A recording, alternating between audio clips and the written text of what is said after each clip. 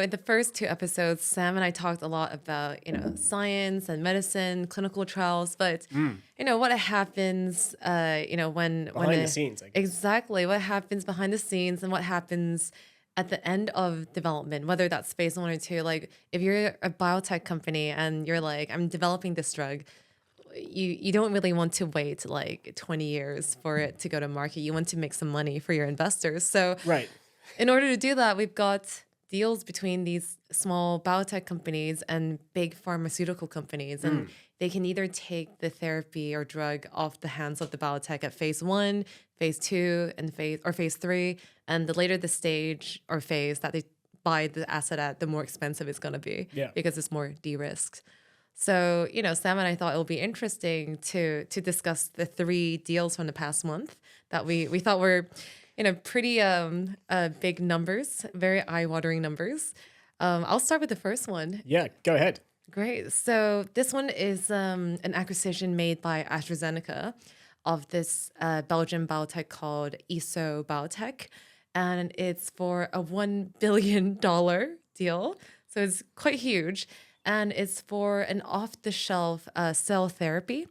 Traditionally, AstraZeneca has invested a lot in autologous cell therapies, which means you take the patient's own cells, you edit them, and then you put it back in the same patient. But here, off the shelf means it can just be taken and put into any patient without being customized to them. And that's a lot cheaper and a lot faster. And yeah, it's a huge deal. And it's a lentiviral vector platform. And yeah, like it's very exciting. And so interesting, right? So CAR T cells, so what this basically is trying to do, as far as I understand it, is to do CAR T cells which are made in vivo in humans. So okay, what's a CAR T cell? So a CAR T cell is when someone takes someone's T cells out of their body, edits them. And so it's called a chimeric antigen receptor T cell. So it edits them to form this chimeric antigen, which can then kill any type of cell you want. So usually that's a cancer cell. Yeah. Now, there's a number of issues with CAR Ts, right? So for example, it's expensive, really expensive. Mm-hmm. It's slow, like you said, because and it can't really be applied to that many solid tumors. Exactly. Yeah. Exactly. It's mainly for blood cancers, for example.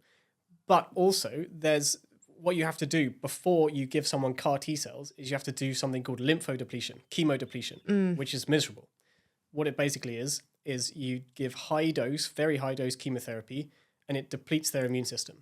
And if you don't do that, the CAR T cells that you put in just don't proliferate. They don't grow. They can't do anything because they get out-competed by the patient's own native immune cells. So you have to get rid of them first, which is, now this is something that this technique would solve. Yeah, exactly. Which is why the numbers of this deal is so big. Yeah.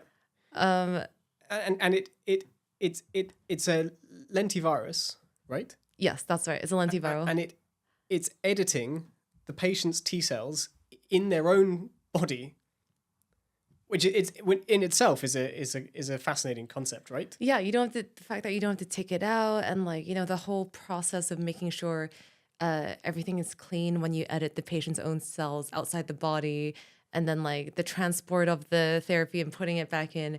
It's the costs of everything is astronomical. So you're really basically cutting all that out by enabling this in vivo editing. Exactly. And the other thing is about CAR T cells. To be honest, they're a little bit, they kind of went a little bit out of fashion. I think it would be fair to say. They were really hot in 2015, 2016, was it? They went a little bit out of fashion. One of the reasons they went out of fashion is because there's been a number of case reports where CAR T cells, unfortunately, have themselves formed a cancer of their because what you're doing is giving edited human cells, and if a human cell gets edited, it's kind of one step closer to cancer, and unfortunately some people did get cancer from the CAR T cells. Yeah, and that was horrifying, and the people's worst nightmares. But that could happen when you create the right environment for it.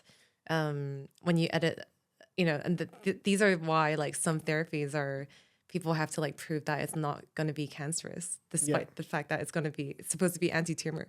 Exactly. Yeah. So hopefully we don't know yet, I guess, but hopefully that is something that this approach could also solve. Exactly. And yeah, we'll just have to see where it goes after AstraZeneca takes this asset off EsoBiotec. Yeah. Yeah. And like, sorry, go on. No, I was just going to ask. No, you go ahead. Okay, I was just going to just reiterate what you said earlier about the blood. So this is mainly CAR Ts, and we're going to talk about this again in a second, but CAR Ts have been mainly used for blood cancers, less for solid cancers, but they have been used a bit for solid cancers. Exactly. But also for autoimmune diseases. Yeah. Because, and this has been really interesting with some interesting new data on this last year, 2 years ago. You can use CAR T, so you can use a CAR T cell to edit any cell. Yeah. Or to kill any cell, including B cells. Exactly. You just need to know what target to go for. Exactly. And maybe that would be a good segue into the next biotech deal that Sam's quite excited about. So just to finish that point, because it's important for this one. So B cells produce. So there's two issues that you can get with B cells. One, they can lots of issues, but two main issues that you can get with B cells. One, they can form cancer, so they can form B cell lymphoma. Two, they can go wrong and produce antibodies, autoantibodies that causes autoimmunity. So things like multiple sclerosis and lupus are autoimmune diseases caused by B cells. So what we would like to do, and there's a lot of excitement about, is new approaches to deplete B cells. Yeah, and which is a really good segue into our next deal from also from March 2025. Yes. And so this is this company, Sanofi. Do you know about Sanofi? Big pharma, yeah. Okay. I didn't know that. Don't worry. So Sanofi has bought this new approach. So it's an antibody, a new approach to deplete B cells from this biotech startup called DrenBio. Yeah. And they've paid, so the total sum, with some caveats, the total sum is $1.9 billion.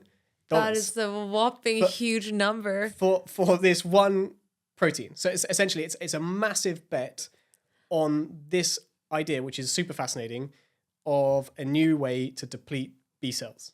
This is exciting. And how much of it is of the 1.9 billion is upfront payments? Because as we know with biotech deals, there's the upfront payment and then there's the milestone payments where with each successive milestone that you achieve, for example, phase 2 efficacy, then the big pharma will hand out more money, which is good because you need to de-risk something as risky as a drug development. So, but still 600 million upfront for this one protein. Exactly. So the 600 mil allows them to develop the antibody and to commercialize the antibody and to have all of the kind of data and all of the resources to produce the antibody.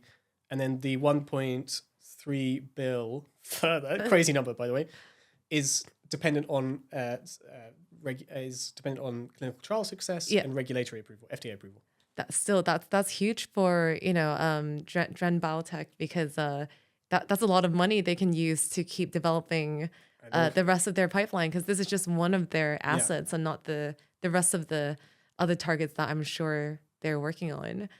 And Sam, for those of us who don't know, what is a bispecific? Yes. There's a lot of things to explain, so it's difficult to know. Yeah, exactly. So what they've done is it's bispecific antibodies. So antibodies will often target one epitope, right? Mm-hmm. One antibody. Yeah. One antigen. Sorry. This is an antibody that targets two. So what it does is it binds, in this case, B cells, which are going wrong in cancer and in autoimmunity. And then it also binds, in this case, a myeloid cell. So it's actually a macrophage. That's the completely unique new idea. Yeah. And it recruits them together so that the macrophage can engulf, eat, destroy the Basically, B cell. It's a way for the macrophage to get brought closer to the B cell to basically eat it up. Exactly, yeah. And this is a totally new idea, which is why they've spent so much money on it. And the idea is really around this deep B cell depletion, which is a really interesting concept. So especially in autoimmunity, it's really interesting because what you can essentially do, if you're able to do deep B cell depletion is you can reset, and there's data on this with other approaches, not this approach, but other approaches. You can reset the immune system. So let's imagine someone's got an autoimmune disease like lupus. So they are producing autoantibodies that cause lupus, but they've also got good antibodies, right? So they've been vaccinated and so on. They've got good antibodies they would really like to keep. And it turns out that there are data that if you can deep deplete B cells, you can actually reset the immune system, which enables you to keep your good antibodies. Wow. You keep your... How do you do that? And are they already doing that for things like lupus? Yes. So there are some data on that. So it enables you to keep your vaccine antibodies, but you produce new B cells that don't produce autoantibodies. In other words, you get cured of something like lupus. And you still keep the good immunity that you have. Exactly. And that's, well, in addition to the fact that you can also treat B cell cancers, but that's another use, which is an extremely exciting potential use of this kind of B cell. It's just so interesting to see similar technologies being used for, the oncology front, but also for the autoimmune diseases front, because it's kind of like opposite logic sometimes. But you can use the same tech to either agonize or antagonize the immune system. Yeah, it's true. There's a lot of overlaps. Yeah. I mean, I guess the main overlap is that, well, killing cells in cancer is useful. Killing cells in autoimmunity, killing the bad cells is useful too. Yeah, exactly. Yeah. So super interesting. Is there anything else you would like to say about this deal? I don't think so. I just like that it's... Oh, and maybe we should say that this antibody is in a phase 1 trial. Yes. So there's no... Sorry, go on. Sorry, no. I was just going to say that it's incredible that it's only in phase 1 and it's a 600 million upfront payment. Yeah. That's quite big. Exactly, yeah. So from what we can tell, there's no clinical data that are public about this, but there's an ongoing phase 1 trial for the antibody in B-cell lymphoma. That's fantastic. And moving on to the last and third biopharma deal from the last month. This comes back to a local biotech because Sam and I are based in Oxford. This is a deal between Oxford BioTherapeutics and Roche, also for 1 billion. Only got deals north of 1 billion this month. That's what we're interested in. And this is an ADC deal. So it's an antibody drug conjugate, and kind of similar to what Sam said about the bispecific. The antibody is going to target a cell that it wants to destroy, and it delivers the drug that is toxic to it. So this is great because it would destroy just your target cancer cell, for example, and not the healthy cells, which is great. And this is quite notable given that this is Roche's third ADC deal in 2025, and it was only March. So Roche is really going all in on ADC. Yeah, because in the biopharma world, it takes time for different modalities to get really popular. Like you said, CAR T had its wave back 10 years ago or so, and now ADCs and bispecifics are really getting popular. For sure. And so tell us a bit about, I guess, the use of an ADC in cancer and really why that's why it's good, why it can help. Yeah. So ADCs are great for cancers because with cancer, you really want to use personalized medicine, and you want to make sure that your patient has the target that you're trying to destroy. So once certain patients are they've been screened and the clinicians know that they would benefit from this ADC, you can then deliver it to them with this targeted effect and spare the normal tissues. And how Oxford BioTherapeutics was able to secure this big deal with Roche was that they have their own OGAP Verify platform. It's a very sensitive target discovery platform where they're able to screen lots of targets for ADCs, and they basically find the best ones, combine it with the fancy in silico bioinformatics, and this turns out ADCs that people weren't able to make before, and it also fits in with Roche's portfolio, which is great. Yeah, exactly. So and they have this like you said, this platform, which is, I guess, central key to what they're doing here, and so I guess it's enabling them to discover new antigens on the surface of cancer cells that can be targeted by these antibody drug conjugates. Yeah. With much more sensitivity. So brand new antigens and much more sensitivity. And the other thing, which is super exciting, is that they're able to tell you or figure out exactly how many antigens are on the surface of the cell. So with other approaches, so for example, we might do sequencing or microscopy, so immunohistochemistry, microscopy, and you can't tell how many antigens are on the surface of the cell. But with this, if there's, let's say, 7 million antigens units of that antigen on the cell, it will tell you that. And then you can predict, as I understand it, you can predict efficacy. So absolutely. And I mean, the ability to accurately quantify the amount of the target is huge, because you can then predict whether or not that patient would respond to the therapy. And this doesn't just apply to ADCs, it applies to all sorts of therapies. If you know you have more of the target, then you know there's going to be more of an effect from the therapy targeting that antigen. So yeah, it's only possible with the advancements of like AI and all these technologies, mass spec, sequencing, getting more sensitive and high throughput. Yeah. And I'm not sure we made it completely clear that what you're hooking, well, there's various ways, but what you're hooking up to the antibody is like a chemotherapy drug, right? So you're delivering rather than giving your chemotherapy drug just everywhere, which is what we do at the moment, you're hooking up your antibody to your drug. Then the antibody finds the cancer cell and just delivers the chemotherapy drug specifically to that cancer cell. And not to the normal cell. Exactly, not to the normal cells. So you just kill the normal cells and hopefully spare lots of the side effects that we know of chemotherapy. Absolutely. And that chemo has already been used, obviously, systemically before. So people kind of know its profile.